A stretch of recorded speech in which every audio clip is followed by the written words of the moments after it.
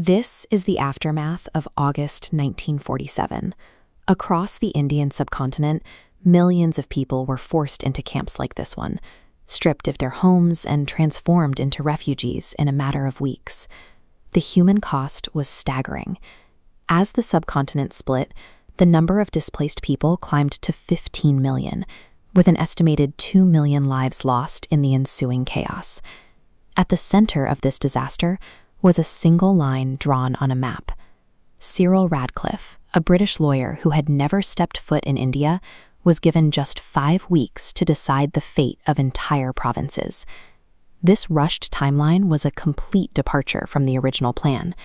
The British had intended to stay until June 1948, but the departure date was suddenly moved forward by 10 months. This deadly sprint was forced by the political pressure of one man, Muhammad Ali Jinnah. To understand Jinnah's role, we have to look back at the young man who studied law in 19th century London. He returned to India not as a religious firebrand, but as a sophisticated English gentleman who believed in constitutional law and secular debate. For years, Jinnah was a pillar of the Indian National Congress, working alongside those who would later become his fiercest rivals. His commitment to a shared future was so strong that he was celebrated by his peers as the ambassador of Hindu-Muslim unity. This raises a critical question. What forced a secular, patient lawyer to abandon his life's work and demand a rushed partition that he knew would lead to violence? The shift began when Mohandas Gandhi returned to India, moving politics from elite boardrooms to the streets. Jinnah viewed this new reliance on mass religious mobilization with suspicion, believing it would lead to anarchy rather than stable democracy. The breaking point came in 1937. After a landslide election victory, the Congress Party, led by figures like Jawaharlal Nehru, refused to share any power with Jinnah's Muslim League. This rejection convinced Jinnah that in a united India, the Muslim minority would be permanently sidelined by a Hindu Raj. He began to argue that Muslims were a separate civilization that required their own sovereign state. By 1940, the transformation was complete. The former ambassador of unity stood before his followers to officially demand the creation of Pakistan. But there was a hidden factor driving Jinnah's new political urgency. Behind closed doors, he had been diagnosed with a terminal case of tuberculosis. His health was failing rapidly. This medical graphic illustrates the reality his doctors described. His lungs were deteriorating, and his time was strictly limited. Jinnah realized that if the British or the Congress discovered he was dying, they would simply delay negotiations and outwait him.